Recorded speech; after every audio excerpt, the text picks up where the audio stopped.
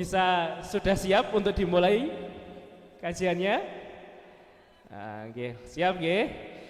Baik, hari ini insya Allah kita bersama-sama akan menyimak tausiah yang akan disampaikan oleh Ustaz Khalil Bustami yang bertemakan bekal terbaik menyongsong tahun baru Hijriah, menapaki tahun baru Hijriah. Okay? Ya, insya Allah nanti juga ini menjadi hal yang sangat penting untuk kita perhatikan karena ya kita sebagai Muslim seringkali lupa ya, ternyata kita punya kalender Hijriah. Kita punya tahun baru piyambak begitu ya, yang di situ syarat dengan apa ya, perjalanan hebat dari baginda kita yang telah berjuang berkorban luar biasa untuk kita, yang nanti mari kita maknai bersama-sama ada apa di balik pergantian tahun meniko Muharram meniko yang seharusnya juga membuat kita semakin bertakwa pada Allah. Sebelumnya bisa ditampilkan, mohon izin. Di kesempatan Muharram ya, mohon izin dari Lumbung Kebaikan ada sedikit pengumuman ajakan untuk kita semuanya di momen yang mulia. Nah, nanti insya Allah Ustaz Khalil juga akan membahas mengenai bekal-bekal itu nanti nggih. Nah, di Lumbung Kebaikan juga ada beberapa program Muharram, mohon izin kami sampaikan di awal agar nanti di akhir bisa lebih efektif untuk melanjutkan kegiatan berikutnya nggih. Nah, di Lumbung Kebaikan insya Allah ada program Khitan Bahagia. Alhamdulillah menika sudah berjalan juga setiap tahunnya sepanjang tahun, tapi di Muharram menika memang kita mengajak panjenengan semuanya untuk kemudian berkontribusi bersama. Khitan di Lumbung Kebaikan insya Allah beda ya, tidak dibuat massal berkumpul ngoten mboten, tapi kita hadirkan ke rumah-rumah adik-adik yatim, adik-adik dari keluarga duafa untuk kemudian dikhitan di rumahnya agar kemudian bahagia, nyaman, tidak takut dan sebagainya ngoten. Nah, monggo barangkali panjenengan berminat untuk turut berkontribusi ya, membantu ya untuk adik-adik kita yang hari ini kalau berkhitan itu ya informasinya awis-awis gitu biayanya. Nah, kita hadirkan momen yang luar biasa menikah untuk bersama-sama kita hadirkan program Khitan Bahagia. Yang kedua ada Gebyar Yatim Bahagia. Menikah kita berusaha juga memberikan memuliakan adik-adik yatim kita. Lagi-lagi kalau di Lumbung Kebaikan tidak diajak ngumpul begitu ya, adik-adik harus baris menunggu santunan boten. Tapi kalau di Lumbung Kebaikan program Yatim Bahagianya meniko, kita ajak adik-adik bersama-sama rawuh di Lumbung Kebaikan terlebih dahulu. Kita siapkan fasilitas kendaraannya berupa bis atau elf begitu nggih. Yang tahun lalu begitu kita ajak datang ke toko alat tulis. Mereka nanti memilih piyambak.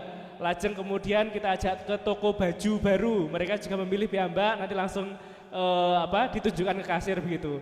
Dan ditutup biasanya dengan kita ajak adik-adik ini makan di tempat yang insya Allah memuliakan sekali bagi anak yatim agar menikmati juga dengan penuh rasa syukur hidangan yang tidak biasa dinikmati adik-adik begitu ya. Jadi kalau program Yatim Bahagia di Lumbung Kebaikan insya Allah seperti itu. Tafadhol juga silahkan yang ingin berkontribusi ya, per adik yatimnya 300.000 per bingkisannya tadi nggih, atau bisa mulai 50.000 patungannya. Tafadhol. Ya, itu saja pengumumannya terkait dengan program Muharram di Lumbung Kebaikan. Baik, karena tadi sudah nampak siap semuanya, sudah semakin sesak dan penuh juga di barisan ibu-ibu.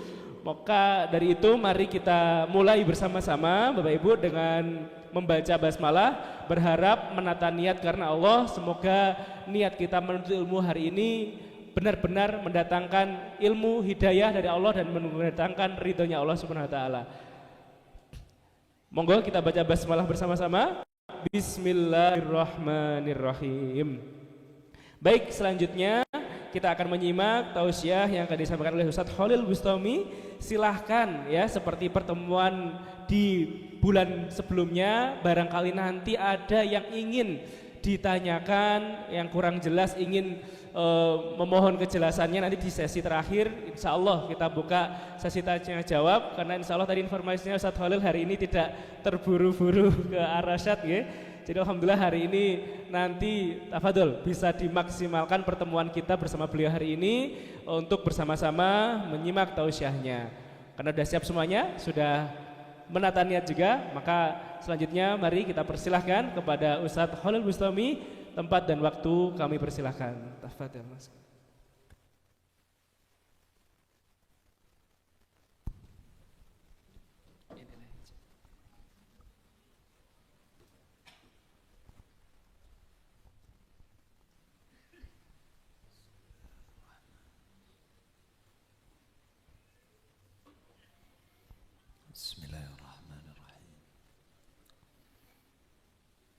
Assalamualaikum warahmatullahi wabarakatuh.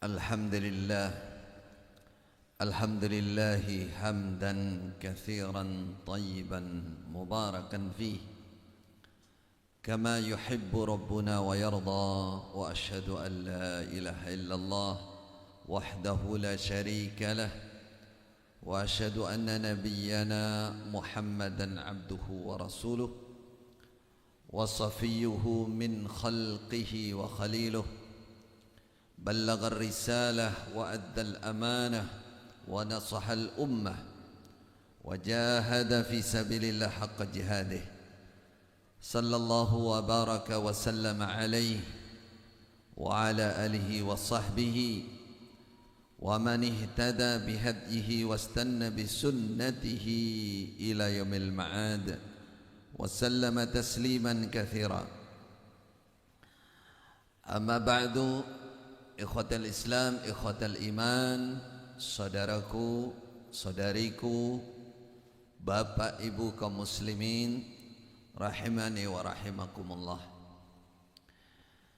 Alhamdulillah, berkat kita bersyukur di pertemuan yang pertama, ternyata Allah mengulangi pertemuan ini dengan mudah di pertemuan kedua.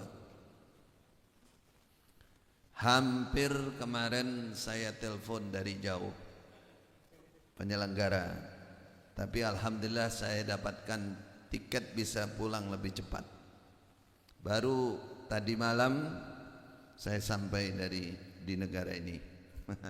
Artinya masih kemarin masih ada di Singapura. Ya. Kemudahan ini menunjukkan bahwa insyaallah kita husnudzan bahwa pertemuan yang diberkahi oleh Allah semoga mendatangkan manfaat dan kemanfaatan yang tinggi, fawaid, faedah, keistimewaan untuk kita semua. Amin ya rabbal alamin. Alhamdulillah, menyambut menghadap 26 kemarin, rumah-rumah terang sampai ada lampu yang kelap-kelip. Semua mengatakan ini malam tahun baru, ini tahun baru 2026 Januari kemarin. Mudah-mudahan kita termasuk hamba Allah yang dimaafkan oleh Allah karena keterbatasan pengetahuan kita. Ya. Maka pahami apa itu tahun Hijriah. 2026 Januari yang kemarin itu namanya tahun apa? Tahun Masehi. Masehi itu Masih Isa, atau dalam bahasa Arab miladi, tahun kelahiran Nabi Isa. Pertanyaannya, siapa yang menentukan, siapa yang menetapkan tahun baru atas dasar mulainya adalah tanggal atau bulan atau tahun kelahiran Nabi Isa? Tepatnya di bulan Januari. Pertanyaannya, siapa yang menetapkan itu? Ada yang sudah tahu jawabannya? Yang menetapkan adalah tokoh-tokoh Romawi. Mana Romawi? Tokoh-tokoh Nasrani. Berarti Nasrani Islam napa mboten? Bukan Islam. Kesimpulannya, yang menetapkan adalah dari golongan Kristen, Nasrani, ya, para pakar politik, ya, para tokoh-tokoh Paulus, apa lagi? Jangan Paus pokoknya, Tokoh-tokoh saat itu, tahun itu menetapkan tahun barunya itu berdasarkan berstandar atau nisbat kepada kelahiran Nabi Isa. Kemudian ditetapkan bulan pertamanya adalah bulan Januari. Jangan ngertos bulan Januari itu apa? Januari itu nama asalnya adalah nama patung berkepala dua, menghadap ke depan, menghadap ke belakang. Janus ini. Itu ditetapkan sebagai lambang bulan pertama, tahun pertama. Jadi kalau disimbolkan itu penuh dengan kesyirikan, dosa yang paling tinggi dan tidak akan pernah diampuni oleh Allah. Kelahiran bukan Nabi Isa-nya, kelahiran Nabi Isa yang dianggap disembah sebagai anaknya Allah.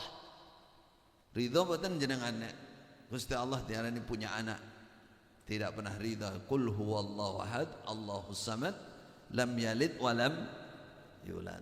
Lalu penetapannya bulan Januari tanggal 1 itu nama patung yang mereka sembah juga di Romawi sana. Ya, yang mereka sembah karena menghadap kepalanya dua, menghadap ke depan ke belakang, maka dijadikan simbol bulan pertama dari tahun Masehi. Coba lihat peringatannya apa? Peringatannya kalau di akhir-akhir bulan 12 bulan Desember ada di situ hari Natal, ya. Yang Islam bukan hari Natal, hari nakal. Elok-elokan tapi nakal. Nah, gimana nakal? Ngombe itu, minum, jogetan, ya, duaan, malam tahun baru bebas. Yang Nasrani hari Natal memperingati ataupun menyembah atau melakukan kesyirikan kepada Nabi Isa. Yang Islam menjadi hari nakal. Ya, saya hanya ingin memberikan gambaran, Bapak Ibu saudaraku yang dirahmati Allah, semoga Allah memaafkan dan mengampuni kita karena kita belum begitu paham dengan masalah ini. Rabbana la tu'akhirna in nasina au akhtana. Ya Allah, jangan kau kasih kami dosa, jangan kau siksa kalau kami salah, luput, tidak mengerti aturan. Tuh. Jadi kalau disimpulkan, bulan-bulan dan tahun bahkan tahun baru yang kita ramaikan selama ini itu bukan punya kita, itu punyanya orang Nasrani. Kita ini bukan orang Nasrani, kita orang Islam. Tapi karena negara kita ini memang ratusan tahun dijajah, ya, oleh orang-orang yang background agamanya banyak Nasrani, akhirnya kita katut, apa katut ini? Katut, pokoknya jauh runtut nih, katut runtut. Nah, maka perlu kita mengenal yang namanya tahun Hijriah. Tahun Hijriah itu tahun Islam. Kebanggaan bagi umat Islam dalam arti membedakan diri dengan orang-orang non-Islam. Karena Rasulullah melarang, katakan man tasyabbaha biqaumin fahuwa minhum. Siapa yang serupa dengan kaum, tidak ada beda dengan suatu golongan, maka dia termasuk golongan itu. Golongan itu. Kapan penetapan Hijriah, tahun Hijriah pertama kali? Ada yang pernah baca, pernah dengar? Zaman siapa? Zaman Khalifah Umar. Kenapa ditetapkan? Saat itu sudah diperlukan karena memang sejak Allah menciptakan langit dan bumi, 1 tahun itu jumlah bulannya adalah 12. Jadi orang Arab pun sebelum Islam datang itu sudah ada nama-nama bulan dan hampir sama, Muharram, Rajab, Dzulqa'dah, Dzulhijjah, hampir sama namanya. 12. Namun bulan satunya, bulan awalnya itu standarnya apa, terus penamaannya, tahun pertamanya itu kapan? Jadi tahun pertama, kalau tahun Masehi tahun pertama sudah berapa? 2026 tahun yang lalu. Nah, Itu tahun pertamanya berarti sudah 2026 tahun yang lalu kelahiran Nabi Isa, tahun pertama. Nah, Khalifah Umar mau menetapkan tahun pertama, kemudian bulan pertama, supaya beda dengan non muslim. Walaupun saat itu penyebabnya ada beberapa diceritakan, di antaranya wakil-wakil Khalifah Umar yang ada di gubernuran istilahnya, itu kalau kirim surat hanya nulis bulan saja, misalkan bulan Muharram, sehingga sampai di tangan Khalifah Umar ditanya, bulan Muharram kapan, sing dek wingi apa sing winginane meneh, gurung enek taune, tahun 1 apa tahun 2 apa tahun berapa, belum ada tahunnya. Sehingga beberapa sahabat ada yang usul, ya sudah kelahiran Rasulullah saja. Berarti kan kelahiran Nabi Isa ini pilih tahun kelahiran Rasulullah itu dijadikan tahun pertama.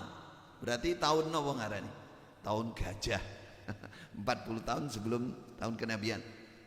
Sebelum beliau diangkat jadi seorang nabi. Tidak setuju, Khalifah Umar termasuk tidak setuju. Karena apa? Karena tahunnya juga diperselisihkan.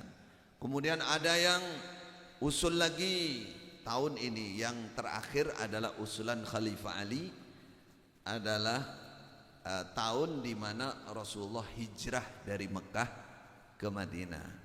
Kata Khalifah Ali, hiya sanatun farraqat bainal haqqi wal batil. Karena pada saat hijrahnya Rasulullah itu adalah tahun pemisah, titik tolak jelasnya pembedanya antara kebaikan atau kebenaran dan kebatilan. Rasulullah hijrah dan terpisah betul, kelihatan mana yang benar mana yang salah. Akhirnya Khalifah Umar menyetujui tahun pertamanya untuk Islam adalah tahun hijrahnya Nabi, makanya dikatakan tahun hijriah. Nah, sudah 1400 berapa kalau sekarang? 47 mau masuk 48. Tayyib, berarti separuh. Itu sudah 1400 sekian tahun yang lalu penetapannya itu. Mulai tahun pertamanya dianggap tahun Nabi hijrah. Kemudian diambil lagi bulan pertamanya apa? Yang diambil adalah bulan. Nah, ini menunjukkan kita memang belum kena.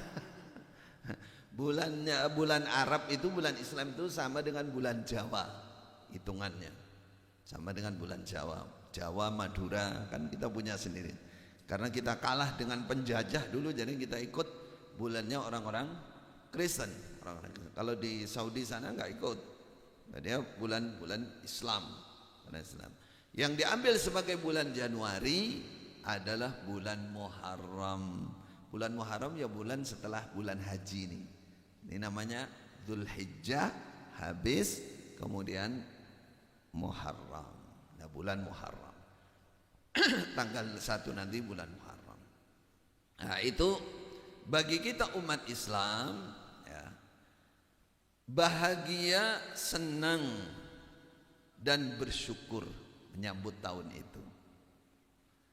Kalau perayaannya tidak ada yang mewajibkan, karena kita sudah punya 2 hari raya khusus. Kalau bahagia karena bersyukur, tidak ada yang melarang. Di mana bersyukurnya? Kita sudah punya pembeda ya, antara tahunnya umat Islam dan tahunnya umat Nasrani. Tinjauan Islam ya, kenapa tidak mau atau tidak ingin membanggakan tahun Masehi, bahkan tidak boleh dalam Islam, karena di dalamnya terdapat apa? Kesyirikan, penyembahan kepada Nabi Isa, perbuatan-perbuatan yang dilarang dalam agama Islam. Nah, kita bangga punya tahun sendiri, senang, bersyukur. Lalu kesyukuran itu kita wujudkan dengan perbuatan yang berbeda dengan apa yang mereka perbuat. Jadi yang namanya bersyukur, senang menghadapi tahun baru dalam Islam ada aturannya sendiri. Ada aturan sendiri, tidak menjadikan sebagaimana orang-orang Yahudi dan Nasrani. Bagaimana kalau tahun baru mereka? Allah memberikan gambaran dalam Al-Quran, wala takunu kalladzina utul kitaba min qablikum fatala alaihimul amadu faqasat qulubuhum wa katsirun minhum fasiqun. Wahai orang-orang Islam, kalian jangan seperti orang Yahudi dan Nasrani, orang-orang yang memegang kitab sebelum kalian. Dua kitab. Yahudi ngaku punya Taurat, walaupun Tauratnya sudah dipalsukan. Ya, Nasrani ngaku punya kitab Injil, walaupun Injilnya sudah dipalsukan. Kata Allah, jangan seperti mereka. Apa maksudnya? Semakin lama masa, semakin tambah waktu, semakin mereka keras hati. Keras hati artinya tidak mengurusi imannya. Kalau bahasa kita Islamnya, tauhidnya, kedekatannya dengan Allah, semakin tahun baru semakin meningkatkan, berlomba dalam urusan keduniaannya, gemerlapnya dunia, jauh dengan Allah, kemaksiatannya tambah berwarna-warni. Coba setiap tahun peringatan tahun baru lah tambah ada lagi. Kalau tahun dulu jogetannya masih biasa, sekarang jogetannya sudah berubah lagi, ada peningkatan ya. Dulu yang jogetan masih roknya masih sak lutut, nah sekarang sudah naik sak paha. Nggak tahu tahun baru berikutnya nanti naik lagi dan seterusnya. Itu namanya semakin lama semakin rusak, semakin rusak. Allah mengingatkan kita, semakin tahun berubah jangan semakin rusak. Nah, apa kira-kira yang dicatat oleh para ulama menghadapi atau menyongsong atau menapaki tahun baru Hijriah? Ya. Para ulama mengatakan yang pertama meningkatkan kesyukuran kepada Allah Subhanahu wa taala. Belajar menjadi hamba yang mampu mensyukuri segala nikmat Allah Subhanahu wa taala. Bersyukur. Apa secara khusus, secara spesifik, secara taksis nikmat yang harus disyukuri? Tambahnya umur.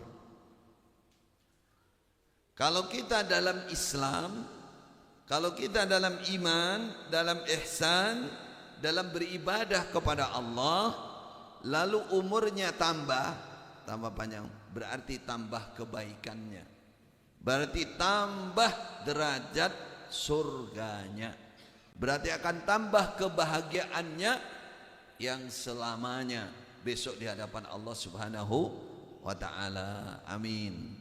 Jadi bagi orang iman, bagi orang Islam, orang iman, orang yang melakukan ihsan, tambahnya umur itu berarti tambahnya kebaikan, tambahnya derajat yang itu harus disyukuri. Harus disyukuri. Kadang kita itu mau bersyukur kalau nikmat itu kelihatan di depan mata. Apa contohnya? Duit sak karung, ada yang pernah? Kalau duit sak karung nggak ada, ya beras sak karung, kelihatan depan mata. Kelihatan sepeda motor anyar, alhamdulillah. Kelihatan istri masih kinyis-kinyis, alhamdulillah. Istri yang mana nih? Nah, istri yang pertama. Kelihatan di depan mata baru nih, alhamdulillah. Padahal ada nikmat di balik itu yang lebih harus kita syukuri. Apa itu? Nikmat tambahnya kebaikan, tambahnya pahala sebagai simpanan yang akan kita ambil, kita nikmati setelah kematian. Setelah kematian, ada orang mati 1 tahun sebelum saudaranya, mati 1 tahun setelah saudaranya, mati biasa. Yang sebelumnya saudaranya mati dalam keadaan perang. Abu Talha, seorang sahabat Nabi, bermimpi. Ada 2 orang bersaudara, dilihat yang satu matinya 1 tahun setelahnya mati biasa, entek nafasnya. Yang 1 tahun sebelumnya mati keadaan mati perang, syahid. Berarti kan top matinya. Mati syahid itu langsung rohnya itu dimasukkan di burung berwarna hijau dan terbang di surga, menikmati surga. Barzakhnya tapi masih bisa terbang di surga. Saking topnya orang mati syahid.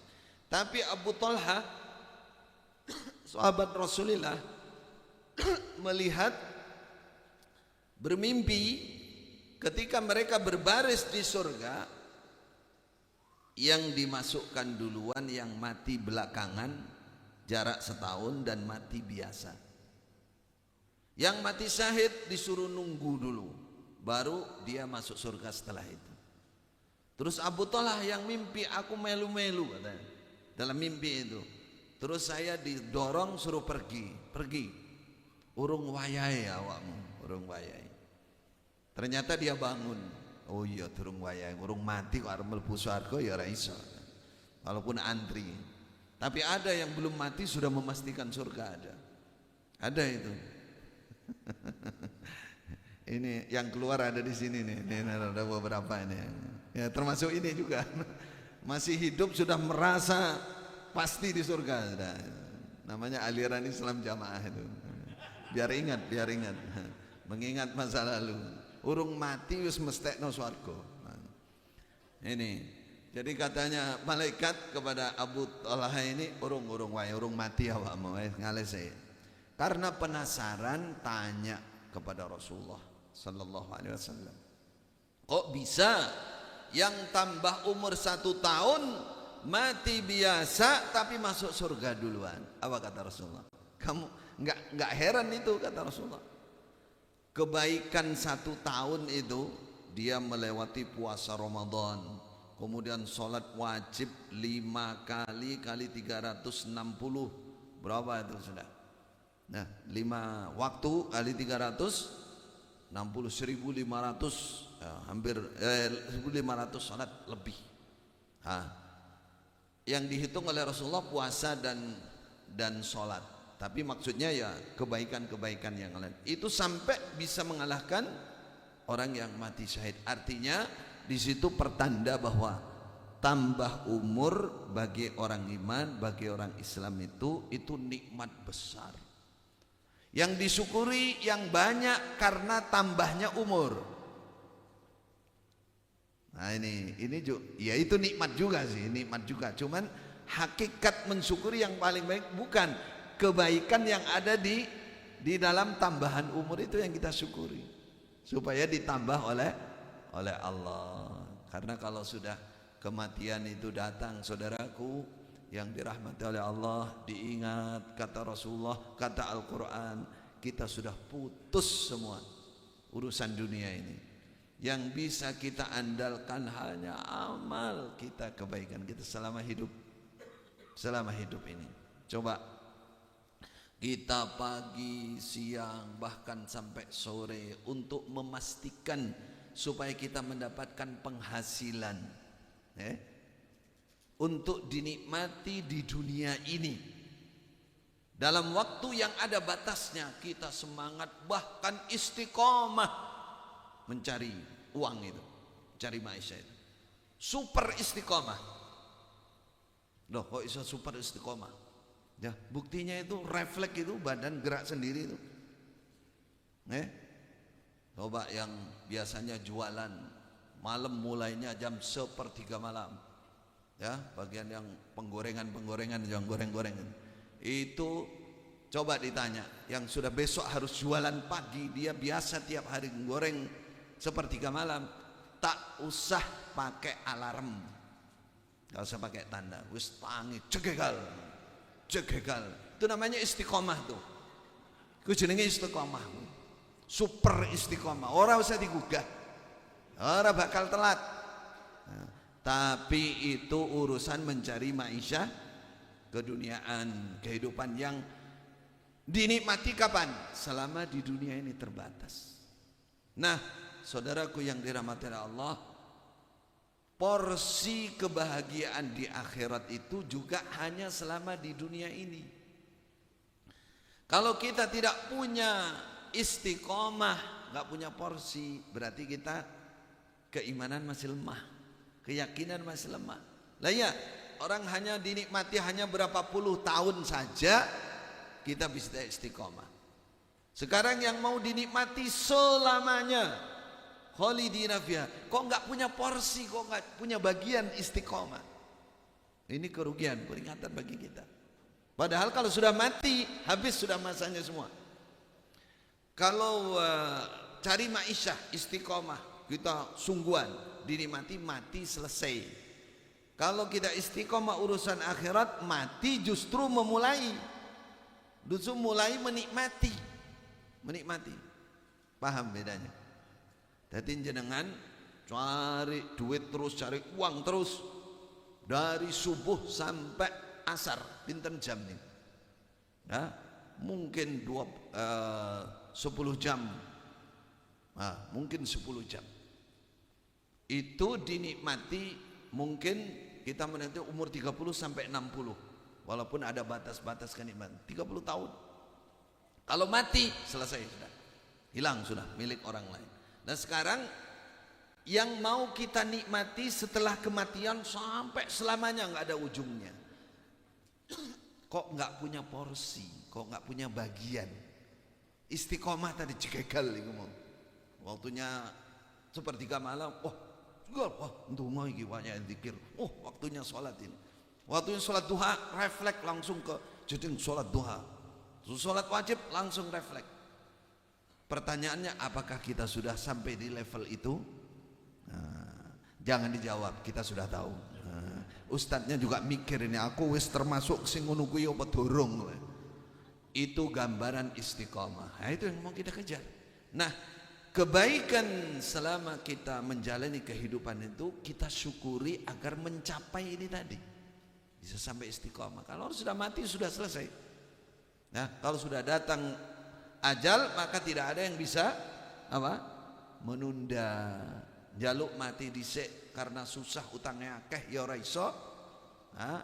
Jaluk ditunda mergo duwite akeh, orang duwe utang blas ya ora iso. Enggak dapat. Idza jaluhum fala yastakhiruna sa'atan wala yastaqdimun. Kalau sudah mati katanya sambatnya pertama kali apa yang dikatakan, ma aghna anni maliya halaka anni sultaniya. Sudah tidak manfaat lagi mali, hartaku enggak ada sudah. Anaknya, istrinya yang berjanji, mas aku mencintaimu sehidup semati, dipegang tangannya, masnya sakit ya, sehidup semati. Giliran masnya mati, dibawa ke kuburan, nggak berani ikut masuk ke dalam kuburan. Orang wani. Nah, itu walaupun sudah berjanji sehidup semati. Nah, itu coba siapa yang wani? Apa mana wong lanang? Yang wanita yang super setia saja nggak ada yang berani ikut ke kuburan terus mau aku tak melu mati karo sampean, nggak ada. Kalau sudah mati sendiri-sendiri dan tidak ada yang bisa menunda. Tadi saya cerita, saya baru dari Singapura, saya takziah ke sana, bukan jalan-jalan. Takziah adik saya, adik kandung saya meninggal dunia. Perempuan di sana, mubalighah da'iyah di sana. Dan sudah jadi warga negara sana sejak 23 atau 24 tahun yang lalu. Ya, kalau secara giliran kudune siapa di sini? Masese. Urutane giliran.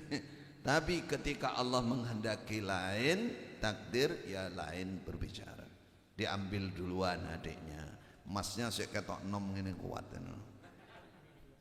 Rasanya, perasaannya nom rasanya. Alhamdulillah, bersyukur. Bapak Ibu saudaraku yang dirahmati Allah, jangan terlambat. Jangan lalai, karena setan akan ada di sini terus membuat kita lupa seakan dunia ini selamanya. Seakan dunia ini selamanya.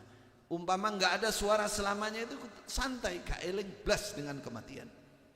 Nah, maka mensyukuri nikmat. Saya ulang, poin pertama yang dibahas oleh para ulama adalah mensyukuri nikmat Allah, di mana kita ditambah umur kita ya, karena tambahnya kebaikan bagi kita semua. Kita dalam keadaan Islam, iman, ihsan, ngaji bareng di Samawa seperti ini, ya. Berarti kan tambah kebaikan, tambah ilmu, tambah kebaikan. Syukurin. Alhamdulillah, insyaallah sebentar lagi masuk di tahun baru Hijriah. Yang kedua muhasabah.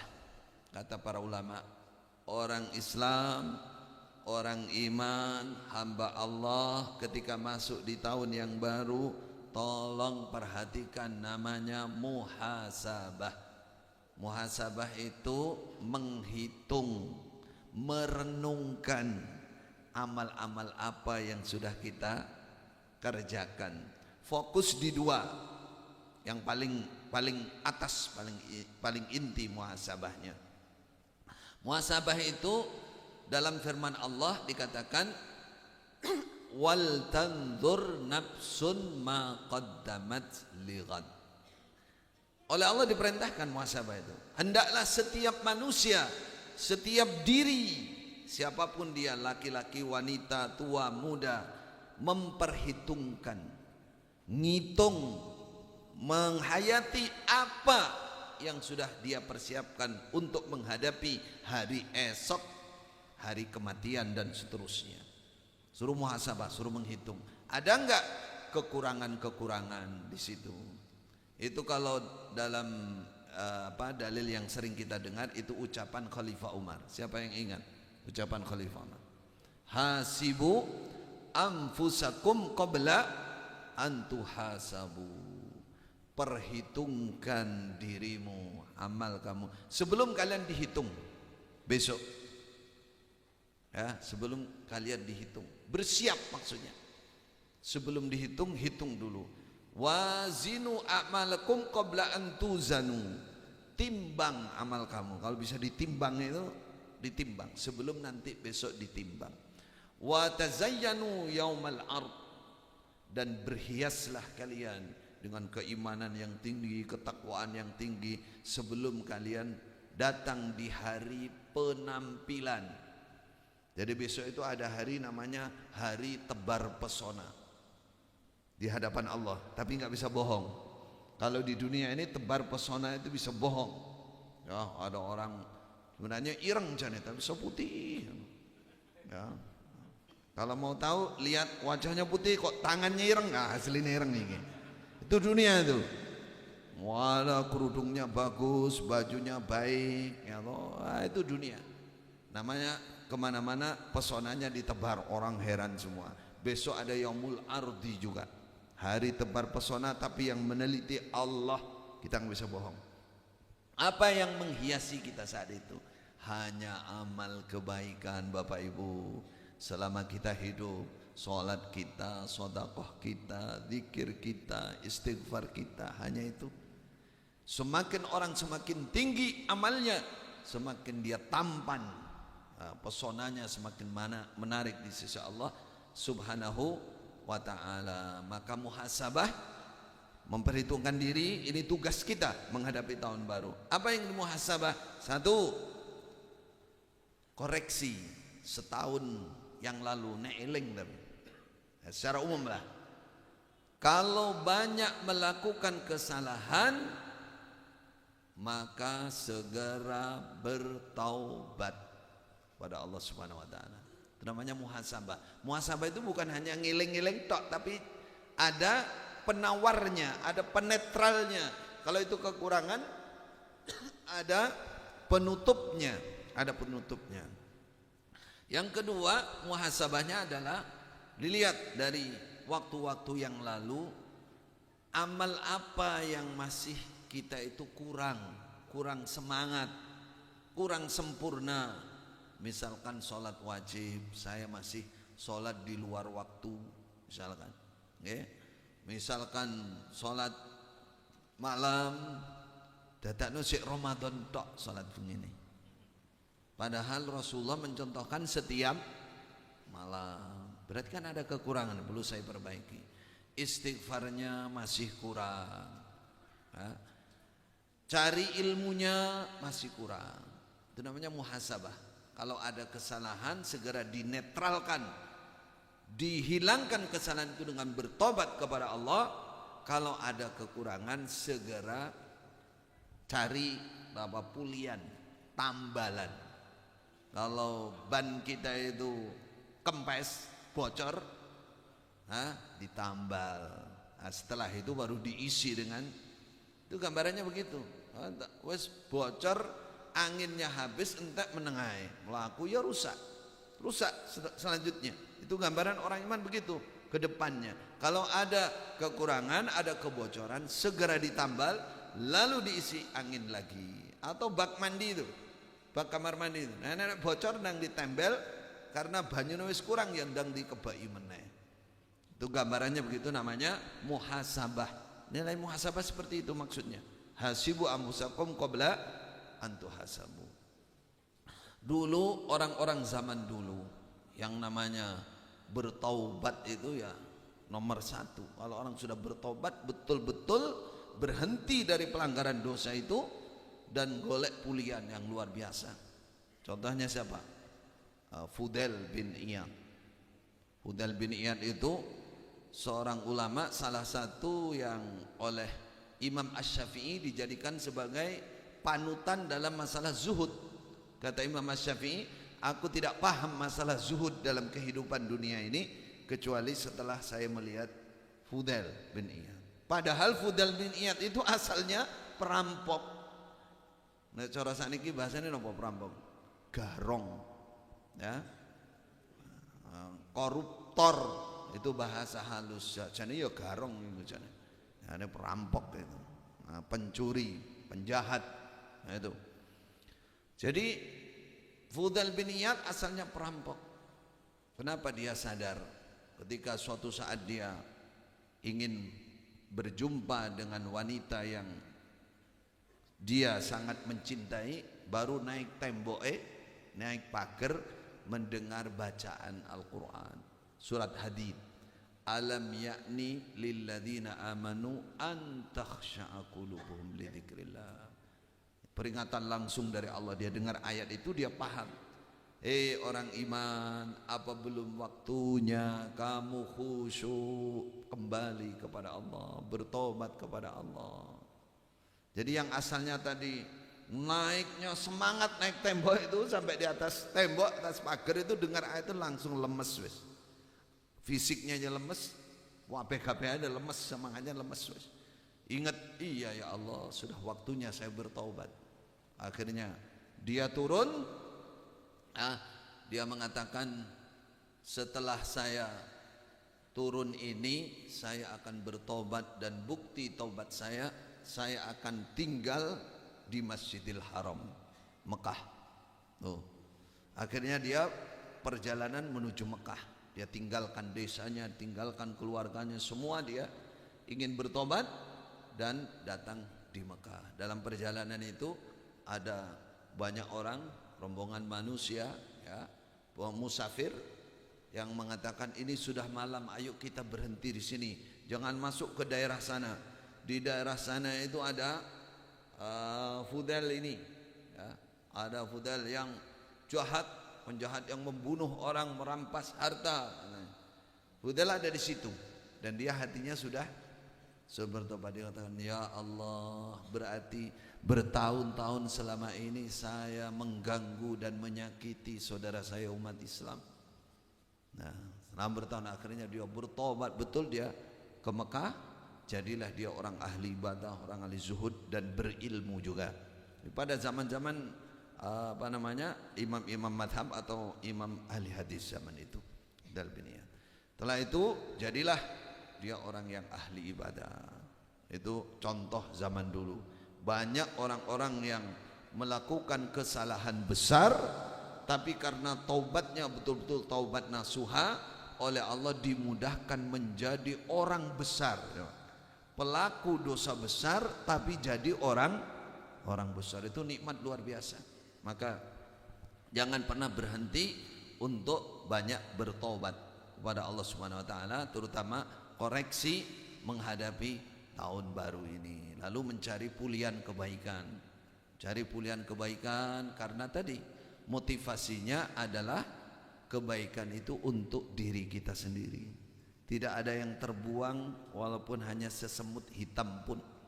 Besok amal kita itu wa may ya'mal mithqala dzarratin khairan yara wa may ya'mal mithqala dzarratin syarran yara. Seberat semut hitam kecil, tidak ada yang dianiaya, teraniaya, itu akan didatangkan semua oleh Allah. Kalau berupa kebaikan, nanti dikembangkan, dibesarkan pahalanya. Itu. Jadi motivasi kita setelah bertobat, banyak beramal kebaikan, itu untuk kita sendiri. Baik. Yang ketiga tadi bersyukur, kedua muhasabah. Muhasabah itu melihat kalau banyak kesalahan, banyaklah bertobat. Kalau ada kekurangan kebaikan, perbaiki kekurangan-kekurangan itu tugas kita untuk menghadapi tahun yang baru, ya, tahun yang baru. Kemudian yang berikutnya, yang ketiga, dikatakan memasuki tahun baru itu perbaiki bekal kita. Perbaiki bekal kita. Yang pertama adalah bekal, tingkatkan, kuatkan keislaman. Kita ini sudah muslim. Terus nggih, sedaya muslim niki. Enten sing Nasrani mboten enten, semua muslim karena kita sudah melakukan lima rukun Islam, kecuali sebagian belum haji, belum umrah. Pertanyaannya, apakah setiap muslim sudah sempurna keislamannya? Maka jawabannya tidak. Bahkan banyak yang belum sempurna keislamannya. Apa tugas kita di tahun baru berikutnya? Kita berjuang menyempurnakan keislaman. Kenapa? Karena Rasulullah sallallahu alaihi wasallam mengatakan bahwa Islam ini akan hilang warnanya sebagaimana warna pakaian kita. Nggih, kita kalau tumbas pakaian biasanya yang hafal ibu-ibu belakang. Hafal warnanya rada bulat sithik itu kelihatan. Wah, ini lawas sih. Maka zaman dulu yang warna pakaiannya awet itu termasuk salah satu yang baju yang berkualitas, itu larang. Kan jadi Mekah itu kalau orang jual-jual itu yang ngafalkan bahasa Indonesia itu salah satu promosinya begitu. Indonesia, sini, ini kainnya bagus, ini bagus, dijamin tidak luntur. Saya dengar itu berapa puluh tahun. Ya, sewenang ibu-ibu. Giliran yang toko sebelahnya tiru-tiru, dijamin warnanya, dijamin tidak luntur. Sebelahnya luntur tidak dijamin, dibalik. Yang situ sepi, nanya, loh kok nggonaku kok sepi, gak ada orang Indonesia masuk, lebih luntur tidak dijamin, kok wale sampean, dijamin tidak luntur. Nah, Islam itu akan hilang warnanya. Ternyata betul apa yang disabdakan oleh Nabi. Apa warna Islam itu? Warna Islam itu 5 rukun Islam itu. Dan hal-hal penting yang lain. Contoh, warna Islam itu akhlak. Jadi Islam itu akhlak. Coba, sekarang akhlaknya orang Islam sama dengan non-muslim. Bahkan kadang-kadang lebih buruk daripada warnanya hilang. Padahal kata Rasulullah, innama bu'istu liutammima makarimal akhlak. Saya diutus oleh Allah hanya untuk menyempurnakan akhlakul karimah. Itu tujuan utama Rasulullah diutus. Berarti warna penting Islam itu. Contoh, saya contohkan satu akhlak, 2 ilmu nanti. Akhlak dulu. Bagaimana orang Islam kehilangan akhlakul karimah? Berarti Islamnya luntur. Ya, Allahu Akbar. Saya pernah berapa tahun yang lalu itu berdakwah ke Jepang. Selama itu kita hanya mendengar Jepang itu apa. Sampai di sana jan gumun tenan kita itu. Lah bagaimana tidak bersih? Harusnya yang bersih itu siapa? Islam. Islam itu ada toharah, ada perintah awal ketika Rasulullah mau berdakwah itu wasiyabaka fatahhir. Itu masuk ayat pertama, ya ayyuhal muddatsir qum fa'anzir wa rabbaka fakabbir wasiyabaka fatahhir. Di samping tauhid, masalah kebersihan itu menjadi awal. Tuh, Islam harusnya bersih, tapi sampai di sana kalah jauh, padahal sana bukan. Saya di terminal ya Pak, nggak berjumpa namanya sampah dibuang sembarang, nggak berjumpa. Jalan lihat kok gak ono wong mangan, gak ono ngombe, padahal kita kan kalau beli itu kan langsung karo mlaku orang ini. Nggak ada orang jalan makan orang. Sampai izin saya Mak, sudah beli minuman mau minum, gak mau ngombe blas.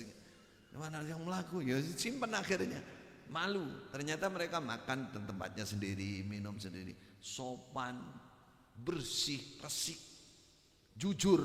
Enggak jujur apa karena ada hukum, tapi jujur itu jelas. Anak saya beli jam baru waktu itu, sampai keluar dari kamar mandi, dari toilet ketinggalan. Kita sudah nyabrang ke stasiun berikutnya. Saya nunggu, coba deh ambil sana. Masih ada di tempatnya, enggak berubah, enggak ngalih blas. Amanah, terpercaya. Dan waktu saya menunggu itu saya lihat ada orang itu telepon gini terus duduk, HP-nya ketinggalan juga. Saya ingin perhatikan tenan apa orang ini. Dia terus dia pergi, lupa dia HP-nya. Ya itu orang lewat dia lihat, cuma lihat lewat. Bukan miliknya. Allahu Akbar. Saya batin, ya Allah, di Indonesia ini nggonaku iki orang anti 5 menit hilang. Batin gitu. Padahal mayoritas nah ini yang namanya Islam luntur ini.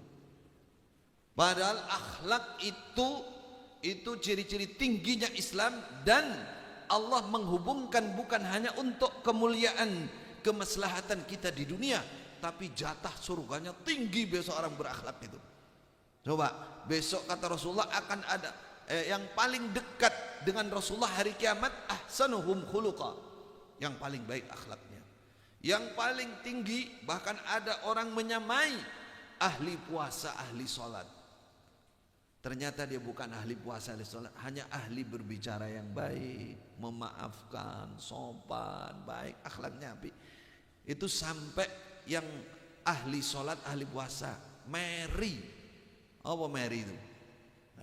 Iri. Kenapa ini jelas tuh wong ahli sholat, tuh ahli puasa. Kenapa kok bisa menyaingi kami? Ternyata bihusni khuluqihi, sebab bagusnya. Ini coba kita lihat bagaimana akhlak muslim kita, ya. Anak-anak kita Islam. Rambutnya saya wis melu piye Ronaldo, piye Messi, piye Lamini, sapa iku? Yamal piye, sapa kono. Nanti bajunya nirukan siapa? Allahu Akbar. Padahal Islam itu adalah akhlak, ya. Abu Dzar, sahabat Nabi, maksudnya warna Islam, kuatkan keislaman kita itu harus kita kuatkan, kita tampakkan. Islam itu datang membawa rahmatan lil alamin. Abu Dzar zaman Khalifah Umar, ada orang desa datang ke kota, untanya masuk kebunnya orang kaya, makanin macam-macam. Akhirnya orang kaya itu ambil batu besar, pukul untanya, mati. Nah, wong desa ini punya unta satu, dia mikir, waduh untaku di patah ini, ambil batunya ganti orangnya, buk, mati pisan. Orang kota, orang Madinah ini.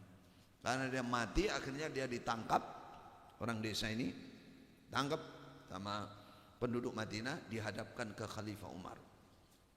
Ketika dia mau dikisos, kan hukumnya hukum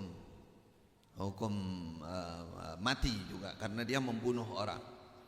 Nah, kalau membunuh hewan mungkin ganti hewan, tapi kalau membunuh orang itu orangnya yang harus dikisos dalam hukum Islam. Ketika dia mau dieksekusi, dia katakan, wahai Khalifah Umar, tolong saya kasih waktu 3 hari, karena saya punya tanggungan, punya beban anak yatim. Saya simpankan harta mereka di tempat yang tidak ada yang tahu kecuali saya. Jadi saya minta waktu 3 hari pulang untuk ngasihkan harta itu, saya balik lagi untuk dieksekusi, dipotong kepalanya. Kata mereka yang ada di situ, oh kamu mau lari ya? Telung dino orang balik awakmu nanti. Tidak, saya berjanji, saya muslim, saya orang Islam, saya muslim, saya tidak akan berdusta. Tapi karena itu amanat, itu tanggung jawab. Terus tetap mereka, wah nggak percaya, nggak bisa dipercaya orang ini. Lalu dia angkat tangan, saudaraku kaum muslimin, saudaraku orang-orang Islam, siapa yang berani menjamin saya, ngasih jaminan bahwa saya tidak akan, nah, dia yang bertanggung jawab. Diam semua. Ternyata ada sahabat yang sudah agak sepuh, namanya Abu Dzar.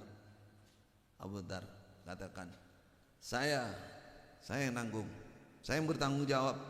Artinya orang ini boleh pergi, ini yang bertanggung jawab. Kata Khalifah Umar, Abu Dzar, kamu tanggung jawab, kamu mati loh nanti. Kalau orang ini nggak datang berarti gantinya kamu. Ya, saya siap tanggung jawab. Pergilah orang ini. Yang bertanggung jawab Abu Dzar. Tunggu sehari, 2 hari, sampai hari ketiga nggak muncul. Sore hari waktunya sudah kumpul semua, harusnya dia dieksekusi, belum muncul. Abu Dzar di situ juga. Waduh, tapi Abu Dzar tenang karena menjaga warna Islam itu tadi. Ya. Tak lama sudah waktunya, jamnya mendekati maghrib, orang itu lari dari pucuk gunung sana, tunggu entah ini dari jauh sambil terseok-seok. Dia lari. Datang akhirnya orang ini. Ketika dia datang, Khalifah Umar itu heran. Kenapa kamu enggak lari? Kan tidak ada yang ngerti alamat kamu. Mau kamu melayu wes bebas kamu. Lapo gak melayu? Enggak lari. Apa kata dia? Wahai Khalifah Umar, saya takut orang akan mengatakan di dalam Islam sudah tidak ada orang memegang janji. Di dalam Islam sudah tidak ada kejujuran. Tuh, artinya saat itu saudara, ya seharusnya sampai saat ini, bahwa yang namanya akhlak dalam Islam itu warna Islam itu tinggi itu nilainya, walaupun harus mengorbankan nyawa. Saya khawatir nanti orang mengatakan Islam sudah tidak ada, Islam Islam sudah tidak ada kejujuran, tidak ada menetepi janji, nggak ada. Saya nggak mau itu, karena itu Islam saya ada di situ. Allahu Akbar. Khalifah Umar heran. Lalu noleh ke Abu Dzar tadi. Hai Abu Dzar, kenapa kamu berani menanggung orang ini, padahal kalau dia pergi ya pergi, kamu yang nanggung. Katanya dia, Abu Dzar, saya khawatir wahai Amirul Mukminin, saya khawatir tidak ada Islam sudah tidak ada kepedulian lagi dengan saudaranya. Islam itu harus peduli, menyayangi saudaranya. Saya kalau begini semua diam, nggak ada yang berani percaya dengan dia, menanggung dia. Saya khawatir orang akan mengatakan Islam sudah tidak ada perhatian dengan saudara, nggak punya kepedulian. Ya. Dengan 2 pertanyaan ini, keluarga mayit, anak-anaknya yang tadinya mereka ingin mengkisos itu, membalas itu, mereka mengatakan, wahai Amirul Mukminin, saya memaafkan orang ini, kami memaafkan. Heran lagi Khalifah Ahmad, loh kalian memaafkan orang ini? Apa kata mereka?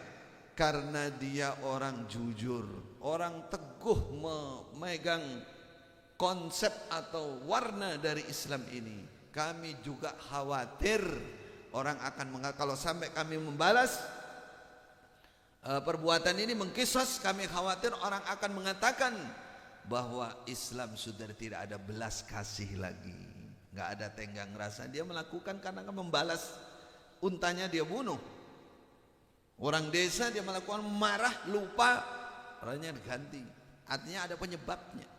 Kata anak-anaknya, kalau kami membalas, mengkisos, nanti orang mengatakan Islam sudah tidak punya harga diri, nggak punya rasa terima kasih, nggak punya tenggang rasa, nggak punya maaf, al-afu, nggak bisa memaafkan. Padahal memaafkan dalam Islam itu adalah sifat yang luar luar biasa. Apa yang kita ambil tadi? Yang kita ambil adalah bagaimana masuk tahun baru ini keislaman kita kuat. Keislaman kita koreksi diri. Jangan sampai muslim ikut-ikutan sampai hilang akhlaknya.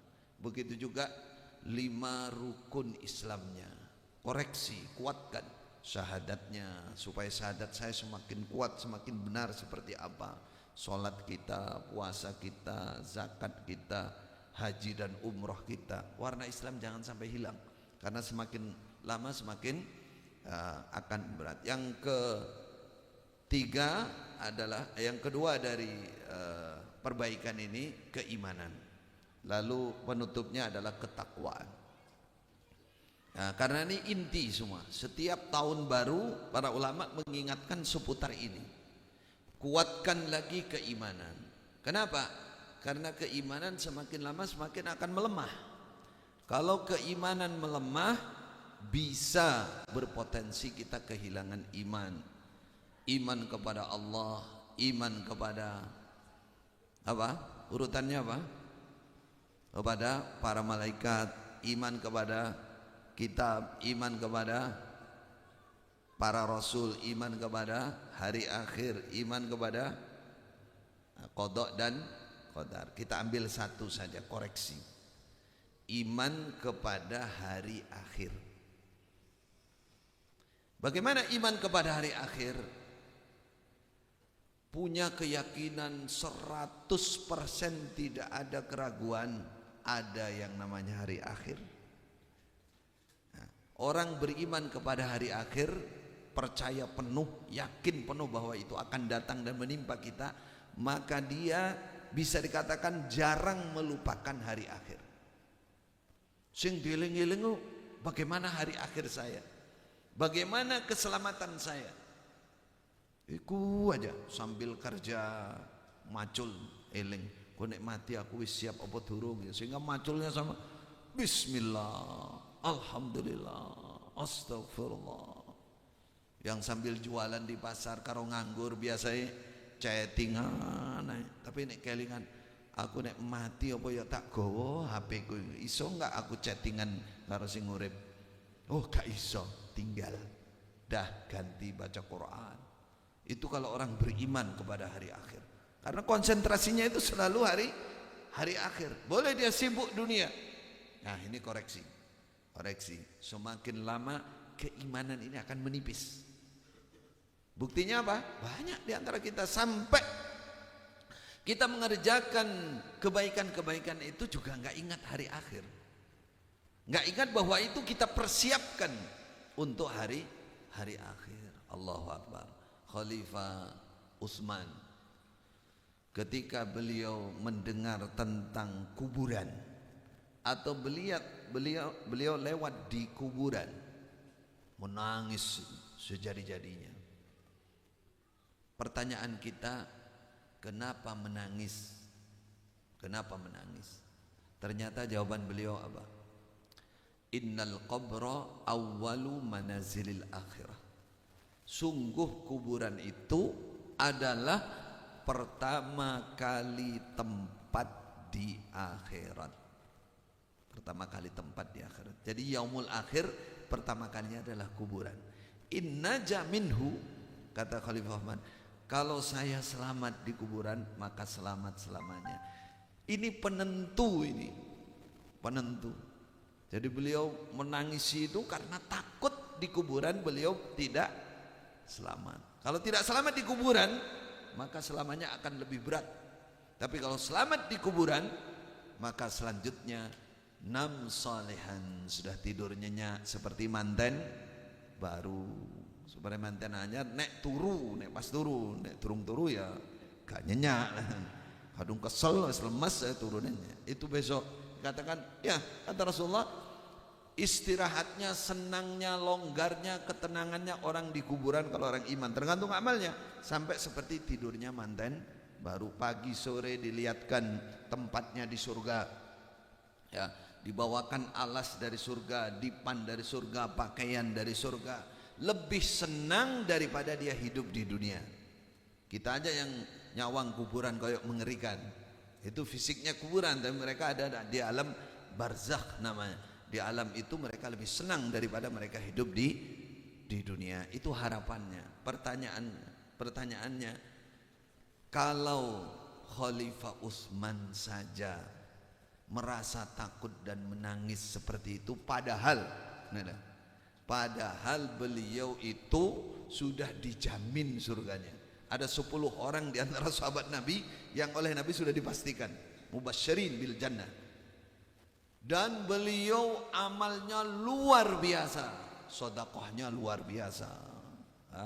Beliau sedekahnya tuh konglomerat luar biasa. Banyak ketika orang semua tidak punya air di Madinah, yang mampu membeli sumur dengan puluhan ribu dirham itu hanya beliau, dan beliau keluarkan untuk beli sumur punya orang Yahudi, lalu disedekahkan kepada semua penduduk Madinah. Kata Rasulullah, la ba'sa ma amila Utsman ba'da hadza, ma darra Utsman ma amila ba'da hadza. Utsman ngamal apa saja setelah ini enggak akan ada bahaya, karena sedekahnya yang luar biasa. Hafal Quran, ahli salat malam. Pernah salat malam 1 rakaat menghatamkan Quran. Piye, enggak masuk akal ya? Bagi kita enggak masuk akal, bagi kita. Tapi kalau Allah berikan keutamaan ya beda. Bahkan beliau baca Quran terus hari-hari sampai lembaran-lembaran Quran itu sampai lusuh, sampai usang. Kalau kita, Quran kita sampai sobek-sobek, sampai ternyata apa? Mangan rayap. Allahu Akbar. Ini koreksi saudara. Jadi yang dimaksud perbaikan iman itu salah satu contoh iman kepada hari akhir. Kita akan selalu bersiap, percaya dunia ini akan ditinggalkan. Iman, perbaikan Islam, perbaikan iman, yang terakhir penutup perbaikan ketakwaan kita kepada Allah Subhanahu wa taala. Itu sebaik-baiknya bekal. Fa inna khairaz zadit taqwa wattaquni ya ulil albab. Sebaik-baiknya bekal itu yang sempurna adalah ketakwaan di dunia maupun sampai besok di hadapan Allah. Kita pikir kalau kita akan sukses kalau kita bawa bekal uang, bekal pangkat, bekal perasaannya begitu. Di dunia ini perasaan kita begitu. Padahal itu sebenarnya tidak cukup bekal itu, dan tidak akan membahagiakan, membuat kita puas tanpa ketakwaan. Maka di dunia pun ini bekal yang tertinggi adalah ketakwaan kepada Allah Subhanahu wa taala. Kenapa? Karena wa may yattaqillaha yaj'al lahu makhraja. Siapa yang punya ketakwaan tinggi kepada Allah, kalau ada masalah pasti ada jalan keluarnya. Wa yarzuqhu min haitsu la yahtasib. Allah akan kasih rezeki dari mana dia tidak mengira, tidak menyangka. Wa yarzuqhu min haitsu la yahtasib. Yaj'al lahu min amrihi yusra. Semua perkara-perkaranya, masalah-masalahnya, urusannya oleh Allah akan dimudahkan. Allahu Akbar. Kalau orang ingat dalil ini saja, sebenarnya kita nggak bisa nawar lagi ketakwaan, karena kita ingin jadi orang yang sukses dunia dan akhirat. Nah, kenapa kita sering menghadapi masalah tidak ada jalan keluar? Jawabannya karena ketakwaan kita rendah. Padahal ketakwaan ini umpama kita lakukan, itu membawa kebahagiaan dunia sampai besok di akhirat. Coba lihat ayat-ayat Al-Quran. Surga disiapkan untuk siapa? Uiddat lil muttaqin. Itu surat Baqarah. Surga itu disiapkan orang yang bertakwa. Harus ada ketakwaan. Jadi nilai pasti surga dan tidak itu ada pada ketakwaan kita. Ketakwaan ditinggal. Apa sih ketakwaan itu? Ketakwaan itu kalau dalam hati ini punya rasa takut kepada Allah, merasa dilihat, dipantau oleh Allah, terus ditulis amalnya, dan besok mulai di kuburan sampai besok di hadapan Allah akan ada pertanyaan, dimintai pertanggungjawaban. Di kuburan sudah ada tuh, apalagi besok yaumul yaumul hisab. Di kuburan saja itu pertanyaan bisa banyak, dan kalau kita tidak berhasil, yang inti berapa pertanyaannya di kuburan? Mar rabbuka wa man nabiyuka wa ma dinuka, 3. Tapi bukan artinya tidak ada pertanyaan lain. Ada enggak pertanyaan waman imamuka? Siapa imammu yang kamu baiat? Enggak ada. Maka enggak usah khawatir ninggalkan baiat-baiat seperti Islam Jamaah, enggak perlu, enggak ada pertanyaan siapa imam kamu sambung di mana, enggak ada. Nah, ini tanya 3 itu, dan pertanyaan-pertanyaan yang lain. Ada kisah nyata itu, ada orang kaya, dia sangat takut kalau mati sendirian di kuburan. Ya, terus dia sayembarakan, siapa yang berani nunggui saya di dalam kuburan, juruni kuburan bukan di atasnya, masuk melebur di kuburan, sehari semalam saya kasih separuh harta peninggalan saya. Mati betul nih orang kaya, semua ditanya kau nak sing gelem, namanya suruh masuk. Kalau di atas kan banyak tuh, nunggui pakai tenda bisa. Ini yang masuk di dalam kuburan, gak ada yang berani. Nah, ada orang tukang nyari kayu itu berani. Maksud saya, kata dia, wah sewengi tadi wong sugih gitu. Ya, betul, dia dimasukkan ke situ bersama tamparnya itu, dikalungkan, dan dia tukang nyari kayu dibawa ke pasar. Itu. Ketika sudah masuk di kuburan, malaikatnya datang. Ini yang cerita yang mengalami itu, yang cerita. Walaupun ini kisah di zaman dulu ya, berapa ratus tahun yang lalu. Cerita ketika dia masuk di kuburan, datang malaikat Allah alam seperti apa. Ternyata malaikatnya memulai dari iki wong loro mayit iki. Iki urip iki durung mati. Ayo mulai tandangi iki sik. Ditanya yang masih hidup, duduk, ijlis. Tanya, iku tampare sapa iku? Tamparmu sembuh, kalungan, tamparku. Teko ndi? Dari mana kamu dapat? Oh, iki tuku. Duitnya teko ndi? Terus tampare teko apa? Dibuat dari sapa sing mintal? Gunakan apa? Lalu terus tekon sewengi tampar tok. Masalah tampar tok. Sampai besoknya dia dikeluarkan, berhasil kan? Sudah disiapkan. Dan undangan untuk hadiah. Kata dia, moh, wis pek-peken kono. Peken kabeh ngono. Loh, lapo jarene lapo? Aku tampar iki tok iki lho sewengi gak rampung-rampung nene teko. Wedi aku. Apa meneh bondo sakmono akeh wis peken kono wis moh aku. Tuh, itu saudara. Itu kalau hanya dengar begini, kalau menghadap malaikat mungkar nakir, kalau enggak ya digepuki tenan pakai pemukul besi kepala, coba hancur kepala. Nanti rapat lagi, belum bumi yang menganga, belum bara api yang sudah berkobar siap membangun. Ya wedi tenan. Sekarang aja dipanggil KPK aja wes komentar, sebelum apa sudah siap nyerahkan yang sudah diambil dari MBG barang itu. Balik siap balik padahal baru KPK itu, bagaimana malaikat tenan. Jadi kita kembali kepada ini, namanya penguatan iman. Saudaraku yang dirahmati oleh Allah, mari masuk tahun baru kuatkan iman. Kuatkan, kita koreksi bagaimana iman saya kepada Allah, bagaimana iman saya kepada hari akhir. Hari akhir selalu bersiap. Coba semua orang-orang khusyuk zaman dulu itu kalau ditanya itu takutnya kepada Allah, takutnya kepada hari akhir, besok ketemu Allah saya bagaimana.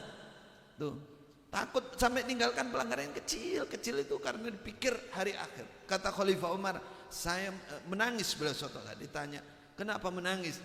Kata beliau, saya takut ditanya oleh Allah, unta yang mati di sungai Furat. Kenapa? Itu kan di bawah kekuasaan kamu, wahai Umar. Unta mati loh, tanya. Saya takut ini. Suatu saat siang yang sangat terik itu, ada orang dari jauh, kata Khalifah Utsman, bawa 2 ekor unta panas tanpa pakai sandal, pakai 2 ekor unta. Kata Khalifah Utsman yang baru keluar dari rumah, wah kuat wong iki rek. Ternyata setelah dekat siapa? Setelah dekat ditanya Khalifah Umar. Ternyata waktu beliau jadi khalifah ditanya oleh Utsman saat itu yang belum jadi khalifah, ada apa? Kenapa siang-siang jenengan panas kayak begini kok nonton unta sendiri? Beliau katakan, unta ini hilang dari waktu pagi. Ini unta zakat. Ini unta haknya umat orang-orang fakir. Saya takut kalau ini unta ini hilang belum ketemu, saya besok mati ditanya oleh Allah. Cari sendiri sama beliau sampai siang lah kayak pedot. Allahu Akbar. Khalifah Utsman menangis, ya Allah ya Rabb. Itu namanya ketakwaan, keimanan dan ketakwaan yang tinggi. Yang dipikir itu hari akhirat, besok di hadapan Allah seperti apa, Allah melihat. Yakin takutnya seperti itu ya.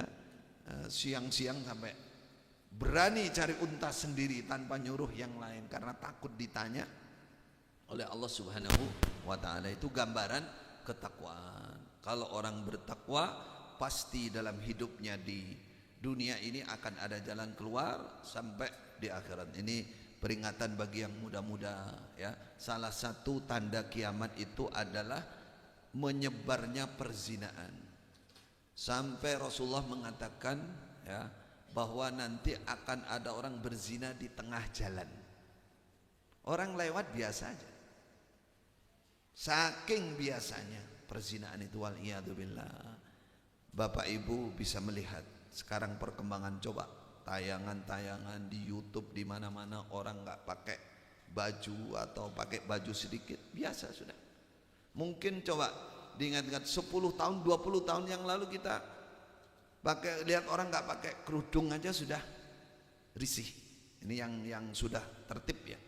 Anak saya pulang dari Mekah 20 tahun yang lalu, 2011 ya. Itu baru sampai di Cengkareng, anak saya masih kecil tuh. Dia bilang, "Bah, kok banyak orang kafir di sini?" Loh, apa boleh? Itu nggak pakai kerudung, nggak pakai kerudung. Itu pada waktu itu masih rapet-rapet 20 tahun yang lalu. Bagaimana sekarang? Dan dianggap itu hal yang biasa.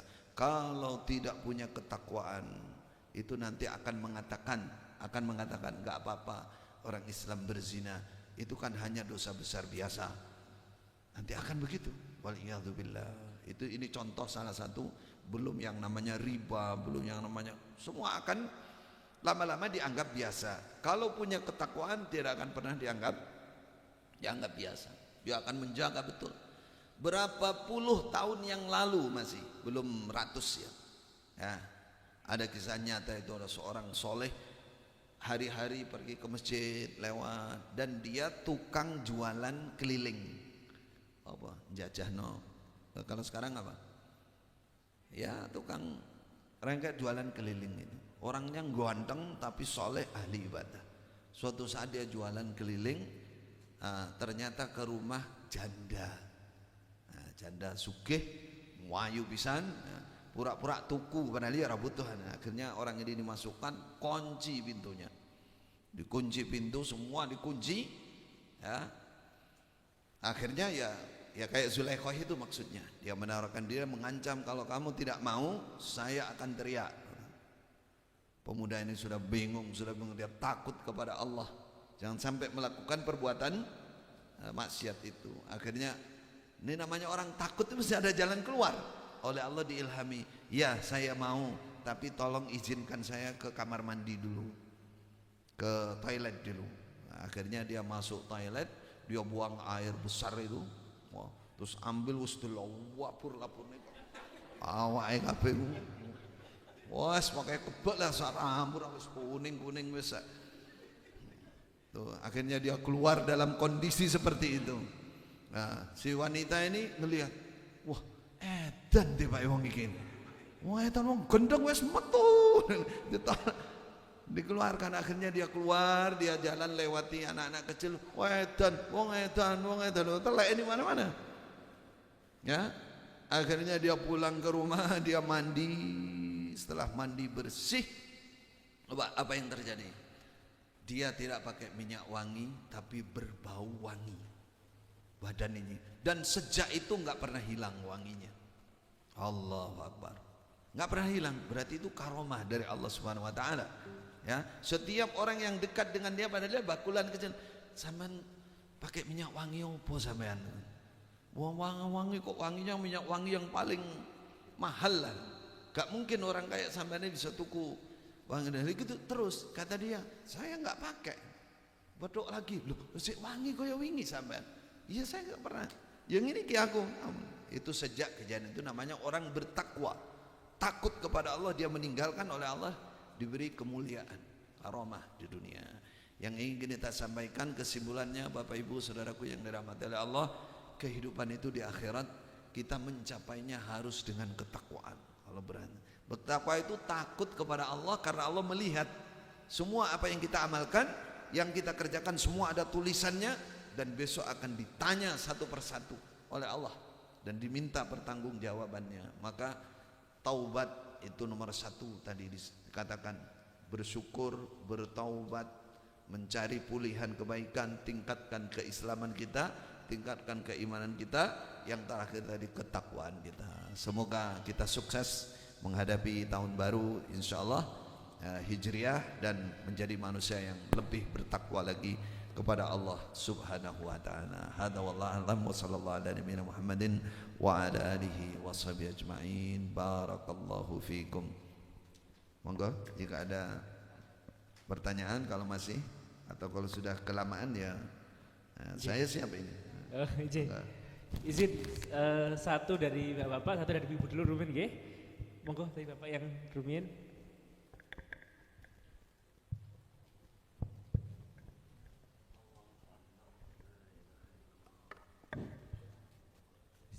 Bismillah. Mau tanya, ketika memasuki tahun baru Hijriah itu sudah tidak ada lagi apa itu orang yang melakukan hajatan karena takut sesuatu jadi apa-apa gitu. Itu apakah termasuk dosa besar atau tidak? Takut tidak melakukan hajatan, contohnya hajat apa? Suro itu tahun baru Hijriah Muharram. Oh, sepi nikahan ya. Baik. Kata Rasulullah sallallahu alaihi wasallam dalam hadis qudsi, Allah mengingatkan hambanya, di antara hambaku ada yang mencela masa, mencela waktu, menghinakan, menodai, meremehkan, merendahkan waktu. Sabbud dahar wa anad dahar, kata Allah, padahal yang menciptakan waktu itu adalah aku. Apakah hari, apakah bulan, apa semua itu tidak ada di situ istilah waktu sial, tidak ada. Jadi kata Allah, kalau menghina, meremehkan waktu, merendahkan waktu, suudzon kepada waktu, itu sama dengan menghina Allah Subhanahu wa taala. Dilarang seperti itu. Jadi kalau ada keyakinan-keyakinan, misalkan di bulan Suro itu akan mendatangkan sial, musibah dan lain-lain, itu kurang benar, tidak benar. Tidak ada waktu khusus yang bisa mendatangkan bahaya, tidak ada. Allah menyatakan yang buat waktu itu aku, tidak ada waktu khusus ini datang musibah, datang, enggak ada. Datangnya musibah itu karena kemaksiatan manusia. Karena kemaksiatan manusia penyebabnya, bukan karena tanggalnya, waktunya. Tidak ada waktu asyu'mu namanya, tasya'um bil waktu, itu tidak boleh. Nah, kalau ada begitu, ada keyakinan seperti itu, ada bayangan seperti itu namanya at-tasya'um. Itu cara menetralkannya, ya. Jangan percaya lalu berpasrah, berdoa kepada Allah lalu lanjut hajatnya. Tuh, itu namanya netral. Kalau enggak berarti kita masih kenaan kesababan lemahnya keyakinan. Dan itu bisa tapi tidak memastikan, bisa berpotensi menuju ke arah kesyirikan. Karena ada yang menuhankan waktu, ada yang menuhankan cahaya, ada yang menuhankan kegelapan. Kalau punya keyakinan bahwa memang betul waktu misalkan bulan Suro itu pasti mendatangkan musibah, waktu bukan Allah, Jadi waktunya ini yang mendatangkan, maka itu syirkun akbar, syirik besar. Ya, yang benar kata Rasulullah, apakah itu waktu, apakah itu tempat. Tempat misalkan terjadi banyak kecelakaan, atau ini tempat kalau dilewati kalau kita nggak menunduk bisa terjadi apa, itu namanya sama dengan ini. Tidak ada tempat, tidak ada ini yang bisa mendatangkan musibah kecuali dengan izin Allah. Maka kalau kita menghadapi yang demikian, pasrah kepada Allah, berdoa mohon perlindungan kepada Allah, lalu lanjutkan apa yang kita inginkan, terus berdoa kepada Allah, baru kita bersih dari perasaan itu. Terima kasih Ustaz. Sudah terjawab ya Pak ya? Salah itu dari ibu-ibu sebelah kanan tadi ya. Ada yang pegang? Monggo, silakan. Oh ya. Oh, yang sudah dekat sudah oh, pegang ya. Monggo Mbak. Assalamualaikum warahmatullahi wabarakatuh. Waalaikumsalam. Mohon izin bertanya, amalan apa saja yang akan kita akan mendapatkan pahalanya secara berterusan sampai kita meninggal sekalipun. Yang kedua, kebaikan apa yang bisa kita hadiahkan pahalanya untuk orang tua kita yang sudah meninggal. Baik. Assalamualaikum warahmatullahi wabarakatuh. Waalaikumsalam warahmatullahi wabarakatuh. Rasulullah menyebutkan 3 amalan yang tidak pernah putus. 1, ilmun yuntafa'u bih, sebuah ilmu yang manfaat, yang pasti adalah ilmu agama yang diajarkan kepada orang lain, lalu orang lain ini mengamalkan atau mengajarkan pula kepada orang lain, walaupun yang ngajar pertama ini sudah mati, maka itu akan terus mengalir pahalanya. Ilmun yuntafa. Shadaqatun jariyah, sedekah yang mengalir, artinya setelah ditinggal mati sedekah ini masih jalan terus. Contohnya dibentuk bangunan masjid, atau kita pernah mushaf Al-Quran dibaca orang, atau membiayai orang menghafalkan Quran misalkan. Selama dia baca Quran hidup ya terus kita dapat, karena kita punya andil sama dia menghafal, kita ikut punya andil, punya saham sesuai besar dan tidaknya itu Allah yang maha tahu, malaikat yang menulis, namanya sedekah jariyah. Yang ketiga, waladin salihin yad'u lahu, anak yang soleh yang selalu berdoa kepada orang tuanya yang sudah meninggal, itu akan nyambung terus, itu dalam satu naskah hadis. Nah, adapun tadi bertanya dari untuk orang tua yang sudah meninggal apa yang bisa nyampe ke sana, yang naskah hadisnya sudah ada, contohnya sedekah kita keluarkan diniatkan untuk mayit sampai. Ada lagi korban, Khalifah Ali nyembelih korban 2 kambing gibas, satunya diniatkan untuk Rasulullah yang sudah wafat. Ada lagi haji dan umrah, mewakili badal haji dan umrah dari mayit itu juga sampai. Itu kurang lebih naskah yang ada. Tapi ulama menyimpulkan kebaikan itu bisa nyampe kebaikan. Yang banyak dibicarakan itu contoh bacaan Al-Quran. Nah, kalau doa kan doa sendiri itu sudah pasti. Kalau doa yang diperselisihkan boleh antaranya. Baik, tadi yang ngacung semangat itu kasihan tuh, ambil satu. Apa kasih?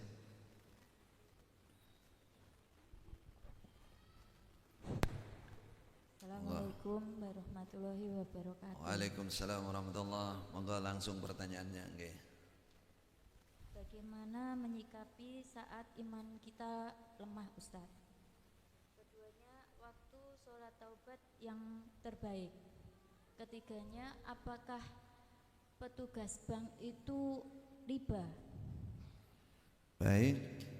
Imam kita lemah itu apa maksudnya? Saat kita lemah. Oh, iman kita. Yang ditanyakan ya, untuk menguatkan iman. Ya. Bagaimana cara menguatkan iman? Saat kita lemah. Kita lemah. Pertama kata Rasulullah, jaddidu imanakum bila ilaha illallah. Anyari, perbaharui iman kamu dengan tauhid, mendekat kepada Allah, mengucapkan la ilaha illallah, tidak ada yang berhak disembah kecuali Engkau ya Allah. Inna salati wa nusuki wa mahya, dekat dengan Allah, mendekat kepada Allah.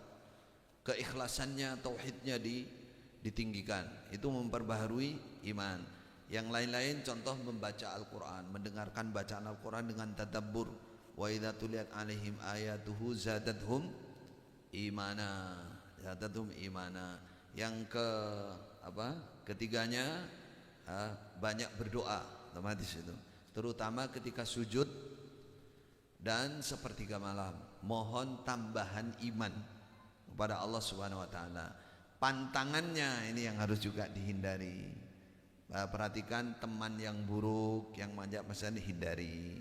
Kondisi-kondisi tempat-tempat yang maksiat hindari. Itu antara hal-hal yang menyebabkan kita jauh dari Allah dihindari. Di antaranya menambah imannya itu 3. Yang kedua tadi sholatul awwabin hina tarmadul fisal. Kata Rasulullah, sholatnya orang-orang ahli bertaubat zaman dulu ketika anak unta kepanasan. Artinya ketika duha pertengahan antara pagi dan duhur, kurang lebih jam 9 itu paling baik di antara sholat taubah. Selain dari itu ya sholat malam. Karena ada dalil wal mustaghfirina bil ashar. Orang-orang yang mohon ampun kepada Allah di waktu sahur sepertiga malam. Kalau sholat taubat tempatnya yang paling baik adalah ketika duha. Tapi kalau mohon pengampunan yang paling baik mohon doanya saja. Itu sepertiga malam. Jadi kalau sholatnya terus mohon ampun ada sholatnya itu ketika duha. Kalau mohon ampun saja yang paling baik adalah sepertiga malam. Yang terakhir apa tadi? Petugas bank. Pegawai bank apakah? Riba. Kalau banknya bank syariah ya.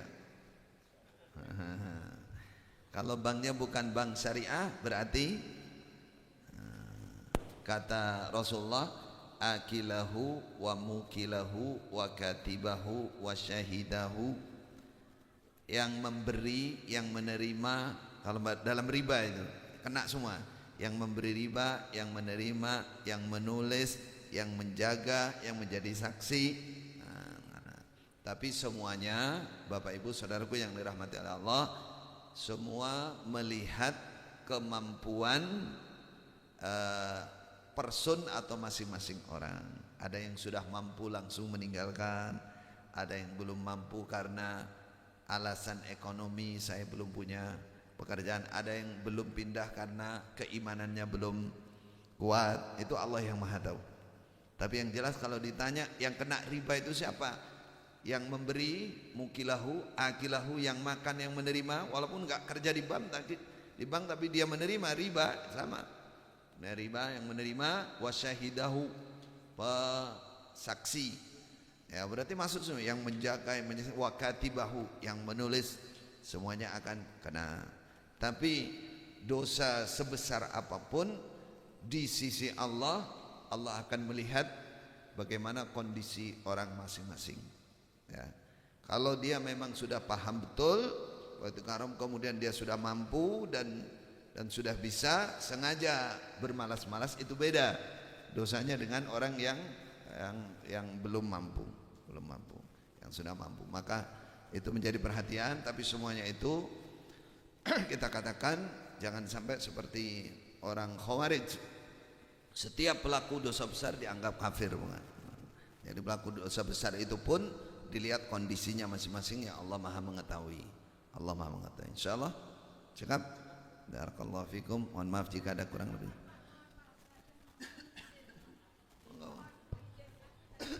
Assalamualaikum warahmatullahi wabarakatuh. Matur suwun muktadipun. Ustaz, saya mau tanya dengan lunturnya keislaman itu kita kan tahu selingkungan kita. Ya. Rata-rata kalau mau tahun baru, Masehi kan berhura-hura. Ya. Apakah itu salah satu termasuk lunturnya warna Islam? Betul. Ya. Terus yang kedua, bila merayakan sesuatu dengan kembang api atau mercon, apakah itu juga budaya Islam? Itu saja. Terima kasih. Assalamualaikum warahmatullahi wabarakatuh. Jawabannya bukan budaya Islam, bukan akhlak Islam, tapi akhlak Nasrani. Man tasyabbaha biqaumin fahuwa minhum. Jelas bukan budayanya, tapi kenapa kita yang orang Islam begitu bahagianya bila makdor atau makbiar itu gimana? Nah itu dia tugas kita masing-masing. Warna Islam mulai luntur itu, maka kita harus kuatkan iman, kuatkan semuanya dengan niat ikhlas. Kita berdakwah. Nah, makanya kita bahas itu supaya kita semua bergerak untuk paling tidak memperbaiki diri, keluarga kita dan orang-orang dekat kita. Wallahu a'lam. Wa jazakumullah khair. Barakallahu fikum. Assalamualaikum warahmatullahi wabarakatuh. Waalaikumsalam warahmatullahi wabarakatuh. Jazakumullah khairan Ustaz. Terima kasih atas penyampaian tausiah pada hari ini. Alhamdulillah Ibu cekap nggih hari ini tausiahnya bersama-sama sudah kita simak. Semoga menjadi ilmu bekal kita untuk menjalani kehidupan dan bekal kita untuk kembali kepada Allah dengan sebaik-baik cara kita kembali kepada Allah. Baik, demikian kita bertemu lagi di kesempatan berikutnya. Insya Allah nanti dibantu teman-teman yang sudah bertanya, nanti ada door prize sekaligus yang tadi datang di awal. Mohon maaf ini karena sudah waktunya jam sekian, kita bagikan di luar forum. Mari kita akhiri bersama-sama dengan baca istighfar, astaghfirullahaladzim, membaca hamdalah, alhamdulillahirabbil alamin, dan doa penutup majelis, subhanakallahumma wa bihamdik asyhadu an la ilaha illa anta astaghfiruka wa atubu ilaik. Insyaallah panggih melih di Rabu pekan kedua bulan depan, dan monggo setelah ini dilanjutkan ya, ada sayur mayur, ada baju layak pakai, ada juga dahar sesarengan. Sekian dari kami. Wassalamualaikum warahmatullahi wabarakatuh.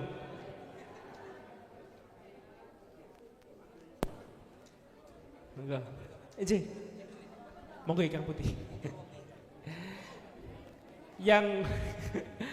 Yang menghendaki celengan sedekah harian di bawah monggo, atau yang hendak berkontribusi di program yatim juga silakan. Di bawah ada stand booth kebaikan, ada tim kami yang di sana siap menyapa panjenengan.